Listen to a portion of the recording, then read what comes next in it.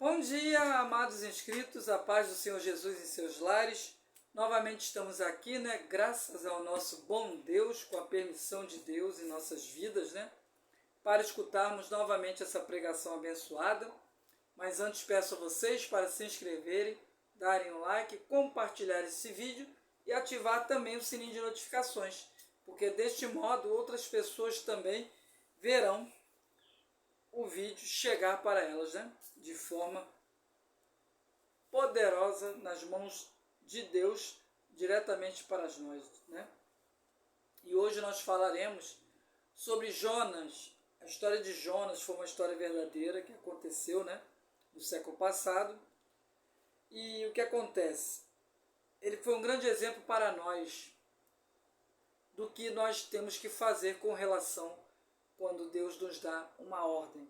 Quando Deus nos manda fazer algo, nós não devemos hesitar.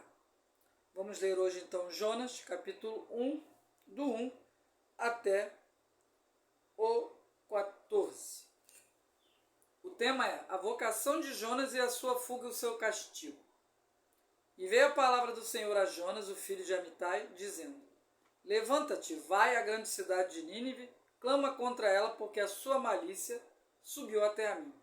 E Jonas se levantou para fugir de diante da face do Senhor para Tarsis, descendo a Jope. Achou um navio que ia para Tarsis, pagou, pois, sua passagem e desceu para dentro deste navio. Ia com eles para Tarsis e fugindo assim diante da face do Senhor.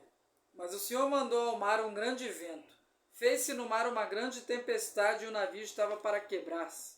Então temeram os marinheiros e clamaram, cada um ao seu Deus, e lançaram no mar as fazendas que estavam no navio, para o aliviar de seu peso. Jonas, porém, desceu aos lugares do porão e se deitou e dormiu um profundo sono. O mestre do navio chegou a ele e disse-lhe: Que tens tu, dormente? Levanta-te e invoca o teu Deus, talvez assim Deus se lembre de nós, para que não morramos. E dizia cada um ao seu companheiro: Vinde e lancemos sortes, para que saibamos por que causa nos sobreveio este mal. E lançaram sortes, e a sorte caiu sobre Jonas. Então lhe disseram: Declara-nos tu agora, por razão nos sobreveio este mal? Que ocupação é a tua, e de onde vens, qual é a sua terra, de que povo és tu? E ele lhes disse: Sou hebreu, temo ao Senhor, o Deus dos céus, que fez a mar e a terra seca. Então os homens se encheram de grande temor e lhe disseram: Por que tu fizeste isso? Pois sabia os homens que fugiram diante do Senhor, porque ele lhe tem declarado. E disseram-lhe: Que te faremos nós, para que o mar te acalme? Porque o mar se eleva e engrossa cada vez mais. E ele lhes disse: Levantai-me e lançai-me ao mar. O mar se aquietará, porque eu sei que por minha causa sobreveio sobre vós esta grande tempestade. Entretanto os homens remavam, esforçando-se por alcançar a terra, mas não podiam, porquanto o mar se ia embravecendo cada vez mais contra eles. Então clamaram ao Senhor e disseram: Senhor, nós te rogamos, não pereçamos por causa da vida deste homem. Não ponha sobre nós o sangue inocente, porque tu, Senhor, fizeste como te aprouve. E levantaram Jonas e o lançaram ao mar. E assim a fúria do mar se cessou. Então, neste livro de Jonas diz bem claro que quando nós recebemos uma ordem, um mandato da parte do Senhor Jesus, devemos seguir fielmente. Não devemos voltar atrás, nem se esconder, fugir do nosso chamado, assim como Jonas fez. Isso é um exemplo do que não devemos fazer, porque iremos pagar um alto preço por isso. Então Deus fez mover o mar, se transformar numa tempestade e atacar aquele navio, essa tempestade.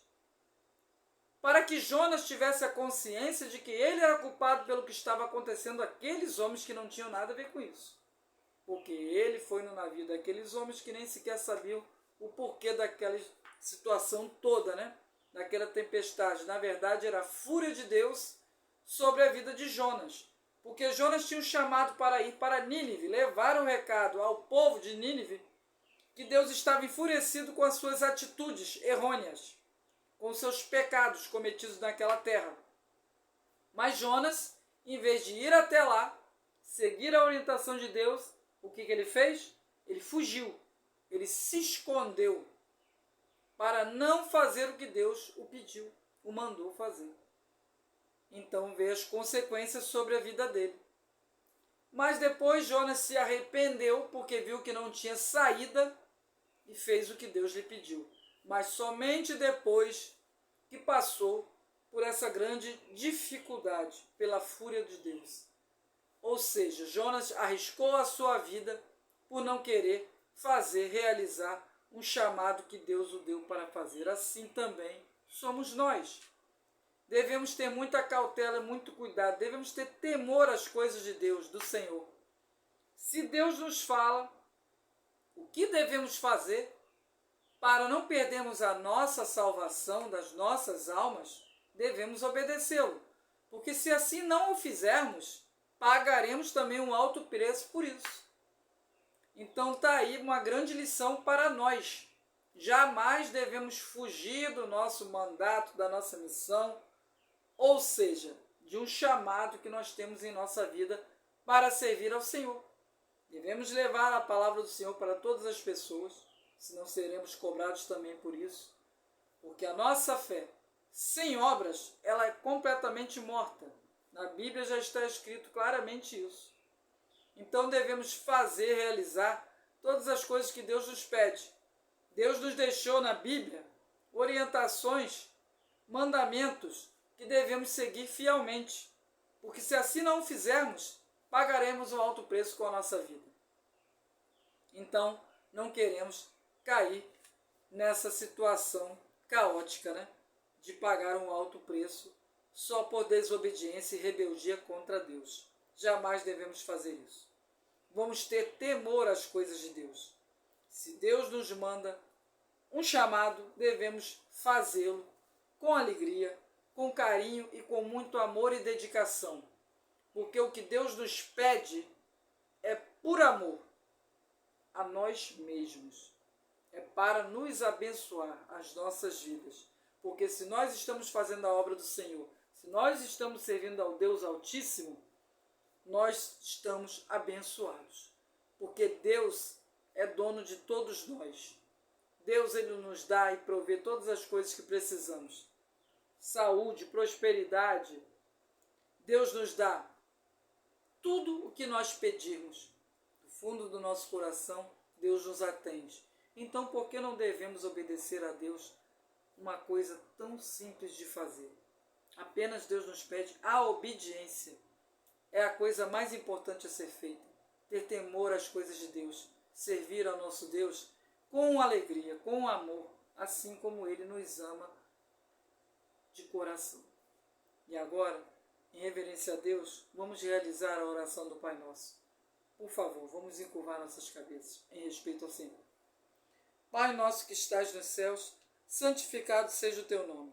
Venha a nós o teu reino e seja feita a tua vontade, assim na terra como nos céus. O pão nosso de cada dia nos dai hoje.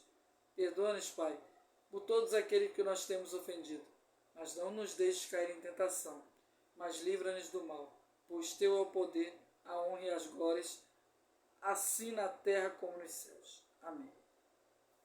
Então, vamos ficar com esse grande exemplo de Jonas.